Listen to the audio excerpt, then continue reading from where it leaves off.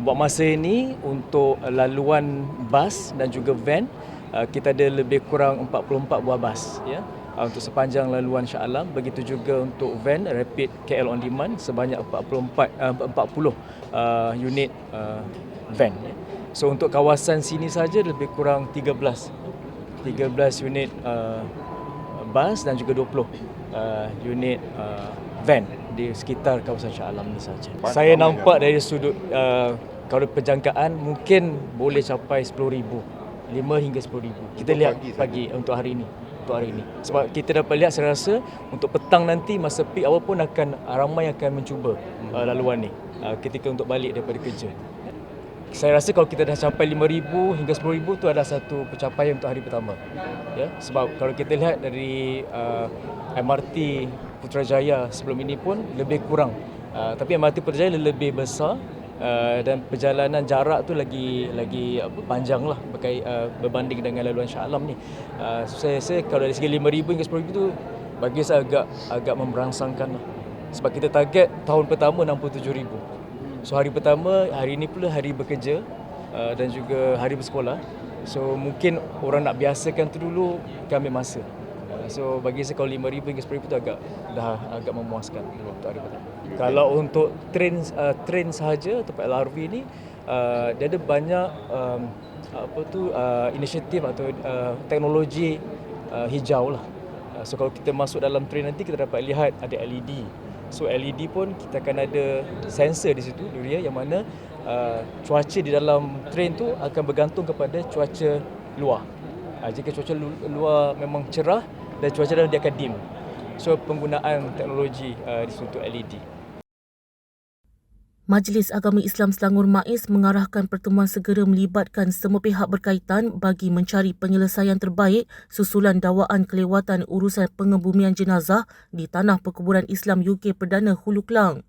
Pengerusinya Datuk Setia Salahuddin Saidin berkata pertemuan itu membabitkan wakil MAIS, waris yang terlibat, pengurusan Masjid Nurul Hidayah Kampung Pandan Dalam, Badan Kebajikan Salaturrahim BKS dan Jabatan Agama Islam Selangor JAIS sebagai sebahagian tekad pihaknya menyelesaikan isu berkenaan.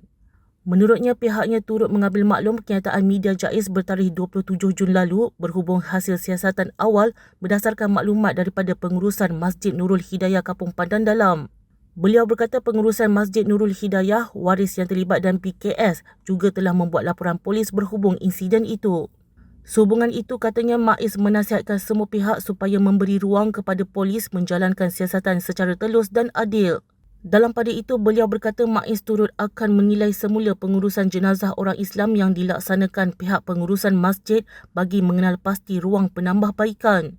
Beliau turut menggesa masyarakat Islam agar terus memperkukuh ukhuwah dan tidak menjadikan perbezaan pandangan sebagai punca perpecahan atau kebencian. Setakat ini kita dah hampir 4,500 pemohon yang telah memohon daripada semua 56 buah dun dan dana keseluruhannya berjumlah 9 juta ringgit. 9 juta di mana dananya 4.5 juta daripada MBI dan 4.5 juta lagi daripada kerajaan negeri. So kita memberi galakan supaya yang mana belum mohon segera memohon, kerana kita buka permohonan sehingga 15 Julai ini. Macam saya sebut tadi, 15 Julai tarikh akhir untuk memohon. Jadi yang mana jemaah yang masih berada di Tanah Suci ataupun yang baru balik, yang mungkin tak tahu informasi berkaitan dengan program ini, dah tengok news, dah tengok berita pada kawan-kawan, mungkin anak-anak dah bagi tahu. So ada masa lagi sehingga 15 Julai bawa dokumen surat tawaran mengerjakan haji dan juga slip daftar mengundi SPR untuk ke pusat khidmat dun masing-masing dan boleh berdaftar dan juga memohon di situ. Untuk Sukma, MBDK terlibat dalam 7 acara sukan. Salah satunya ialah hoki. Kita telah pun menyiapkan stadium hoki Pandamaran. Kerja-kerja siap sepenuhnya, cuma tinggal touch up je lah. Tinggal touch up dan kita tu pun telah, insyaAllah kita dapat kelas 1 FIA dan telah pun diperiksa dan insyaAllah kita akan dapatlah dengan fasiliti yang ada. Seterusnya di stadium Padang Sultan Sulaiman, untuk aktiviti rugby. Kita juga telah pun siap padangnya. Untuk yang MBDK sebenarnya kalau di stadium hoki sahaja kita gantikan turf hoki dengan nilai lebih 3 juta. Ada pemasangan lampu limpah dan gelanggang hoki tersebut saja melibatkan kos renovasi dan sebagainya bukan 5 juta. 7 dah mencapai 7 juta. Mulanya kita tak perlu tukar turf, tapi sebelah kata kena tukar turf. So kita pun tukarlah turf, kita upgrade lampu dan 7 juta kita telah belanjakan kat situ. Untuk stadium Padang Sultan Sulaiman, kita lantik syarikat untuk tukar rumput kepada rumput baru rumput baru untuk keselesaan aktiviti Suma nanti dengan harga RM900,000 dan kos pembaikan dan pembinaan tandas lebih kurang dalam RM600,000. So 1.5 million kita dah belanja kat situ. Jadi keseluruhannya dalam 12 juta untuk MBDK sajalah.